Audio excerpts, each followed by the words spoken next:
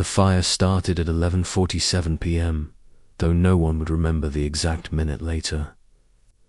What they would remember was the silence. Evan Mercer smelled the smoke before he saw it. A thin, bitter sting crawled into his nose as he sat half asleep on the couch, the television humming low. At first he thought it was his neighbor burning trash again. Then the smoke thickened, rolling along the ceiling like a living thing. He stood up too fast. The air felt wrung heavy, pressing down on his lungs. From the kitchen doorway, an orange glow pulsed faintly, like a heartbeat. "Shit," Evan whispered.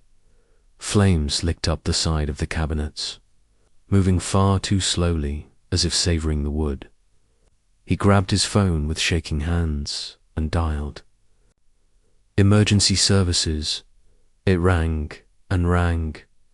No operator answered. Evan stared at the screen. The call timer ticked upward in silent accusation. He ended it and tried again. Same result. No voice. No reassurance. Just dead air and a faint, distant crackling that might have been interference or something else entirely. Outside, he heard doors opening, people shouting. A woman screamed somewhere down the block. Evan stumbled out onto the street. Smoke curled. From several houses now, not just his. Fires bloomed like malignant flowers, each one too neat, too controlled. This wasn't an accident. It felt planned. "Has anyone reached the fire department?" Evan yelled. An older man shook his head violently. "Lines are dead. Radios too. My brother's a dispatcher can't reach him." Someone else pointed. "Down the road. Look." The fire station sat 3 blocks away. Its garage doors were open. The trucks were inside. Dark, unmoving. No sirens, no flashing lights, no firefighters. As the flames climbed higher, Evan felt a creeping certainty settle in his chest. The firefighters hadn't been delayed. They hadn't been stopped. They simply hadn't come. Asterisk by midnight. Desperation overpowered fear. A small group of residents moved toward the fire station, their faces streaked with soot and panic. Evan went. With them, clutching a crowbar someone had pulled from a truck bed. The air shimmered with heat, yet the station itself stood untouched. Pristine amid the chaos. That was the first bad sign. The front door was unlocked. Inside. The lights were on. The smell hit them immediately. Burnt plastic, metal, and something darker, organic, sweet and foul at the same time. "Hello?" Someone called. No answer. They moved deeper into the station. Lockers stood open. Gear lay scattered across the floor as if dropped mid. A helmet rested near the pole, cracked clean down the middle. Evan noticed the walls. They were blackened not by fire, but by handprints. Hundreds of them. Charred shapes smeared upward, fingers stretched in frozen agony.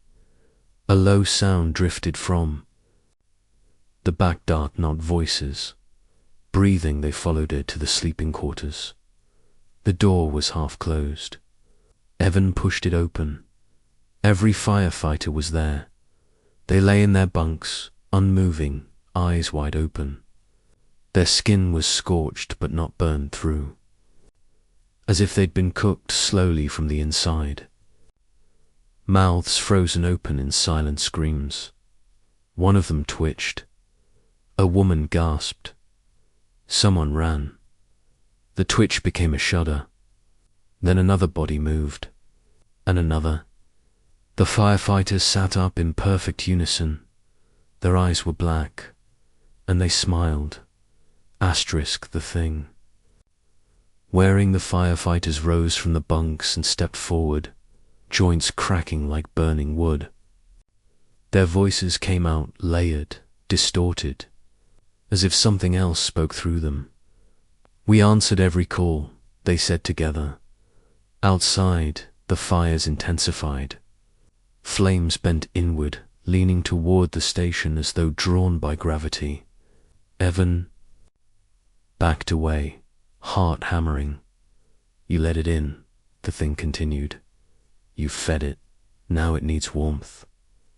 The station doors slammed shut, heat surged through the building. The walls began to glow red, not burning, but alive. Evan realized with sick clarity that the fire wasn't consuming the town. It was watching it. The firefighters moved closer. Wherever they stepped, the floor blackened, but did not ignite. Fire obeyed them. Evan swung the crowbar. It passed through. One figure like smoke, and the thing laughed a sound like logs snapping in a furnace. "Firefighters don't save what's already chosen," it whispered. The lights went out in the darkness. Something brushed Evan's arm. His skin blistered.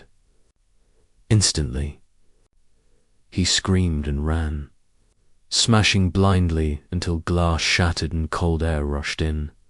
He escaped alone behind him. The station collapsed inward without flames, folding like a dying lung. Asterisk the fires stopped at dawn. Every house burned except one. Evan's. The investigators called it an electrical anomaly, a freak event. They couldn't explain the handprints, the untouched station, or why every emergency call that night had connected to nothing. The town rebuilt. A new fire station opened. New trucks. New faces. But Evan noticed things. The firefighters never ate on shift. They never sweated. And sometimes, when alarms rang late at night, the sirens sounded. Wrong. Slower. Lower. Hungry, Evan moved away. Years later, in another town, another fire started at 11:47 p.m. Phones rang, and no one answered.